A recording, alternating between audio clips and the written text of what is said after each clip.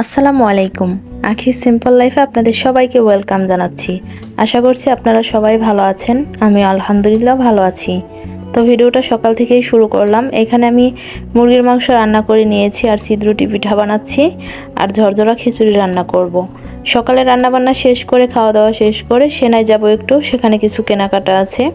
তো সেখান থেকে এসে আজকে ফ্রোজেন রুটি বানাবো। কিভাবে সব কিছু আমি ফ্রোজেন করে রাখি, ফ্রোজেন রুটি সংরক্ষণ করি, সেটা আপনাদের সাথে আজকে শেয়ার করব। আশা করছি আমার আজকের ভিডিওটি আপনাদের উপকারে আসবে। তাহলে শেষ পর্যন্ত ভিডিওর সাথেই থাকুন। তো এখানে আমরা সকালে খেয়ে নিচ্ছি, একটু পরেই সেনায় যাব, সেখান থেকে কিছু কেনাকাটা করব।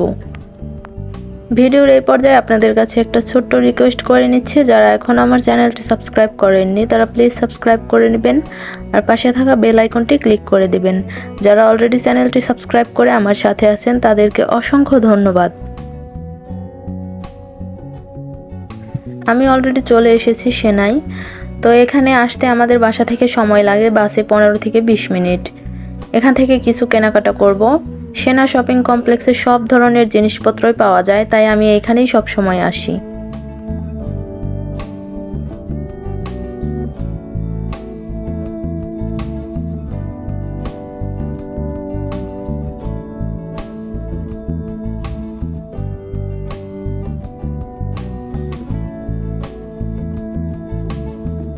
প্রয়োজনীয় সব জিনিসপত্র কেনাকাটা করে অলরেডি আমি বাসায় চলে এসেছি। তো এখানে এনেছি আমি 4 কেজি সেনা আটা।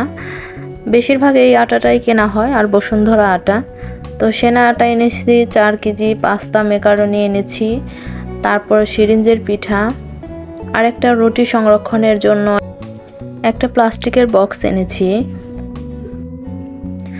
বিস্কুট এনেছি, কয়েকদিন ধরে যেন সংরক্ষণ করা যায় সেরকম প্যাকেট করা বিস্কুট এনেছি, আর একটা টেবিল ক্লথ এনেছিলাম। সব কিছুই আমি গুছিয়ে নিচ্ছি।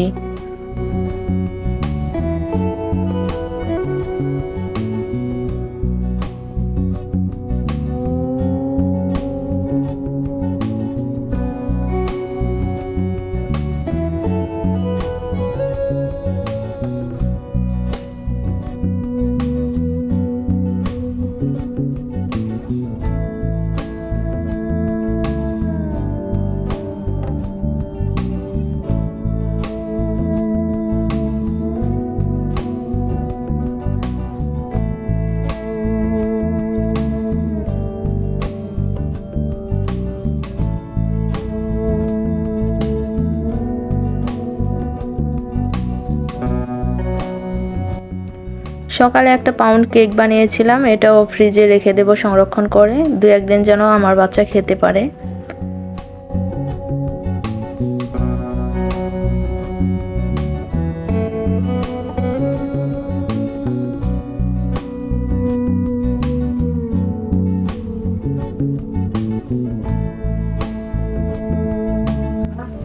সব কিছু গুছগাছ করে এখন রুটি বানানোর জন্য চলে এসেছি। তো এখানে আমি এই পাতিলে একদম মুখ সমান করে আটা নিচ্ছি।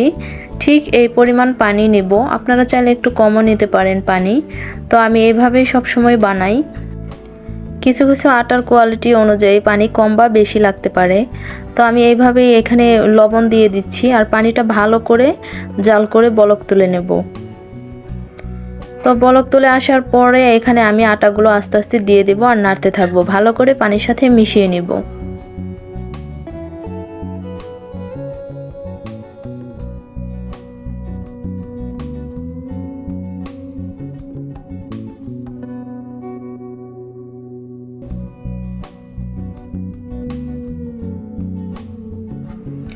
তো অফ ক্যামেরায় আমি আটা ভালো করে মথে নিয়েছি।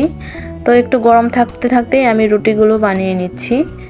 তো এভাবেই রুটি সবসময় আমি বানিয়ে সংরক্ষণ করে রাখি, আপনারাও চাইলে এভাবে সংরক্ষণ করতে পারেন। তো এটা ঠিক দেখেই বুঝে নিতে পারবেন আপনারা সবাই কম বেশি রুটি বানাতে পারেন। তো আমি এভাবে একটু পাতলা করে রুটি বেলে নিচ্ছি।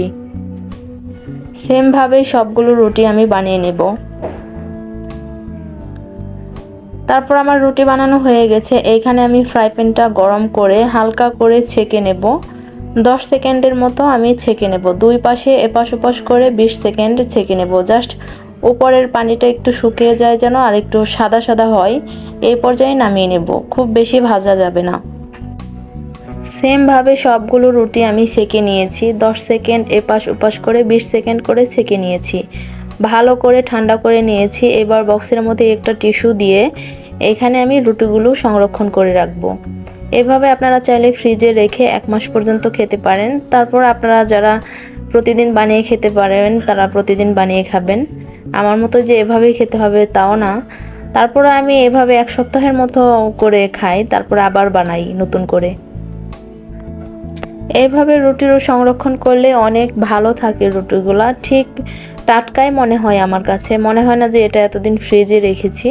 যদি আপনারা ভালো করে সংরক্ষণ করতে পারেন সেক্ষেত্রে এভাবে আপনারা বানিয়ে নিতে পারেন।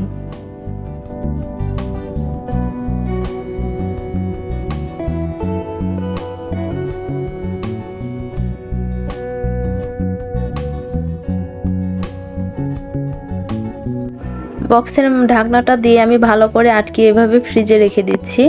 আপনারা চাইলে জিপলক ব্যাগেও রুটিগুলো সংরক্ষণ করতে পারেন।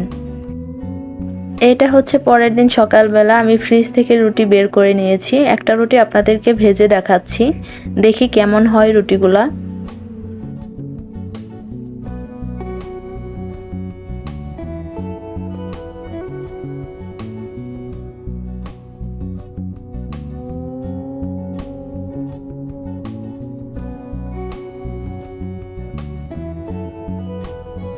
সুন্দরভাবে রুটি ফুলছে। এভাবে আমি 3-4টা রুটি আজকে ভেজে নিচ্ছি।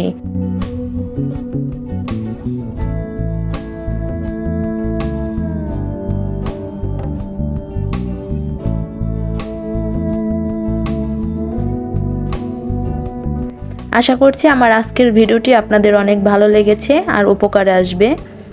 আবার দেখা হবে নতুন কোনো ভিডিওতে। সবাই ভালো থাকুন, সুস্থ থাকুন। আল্লাহ হাফেজ।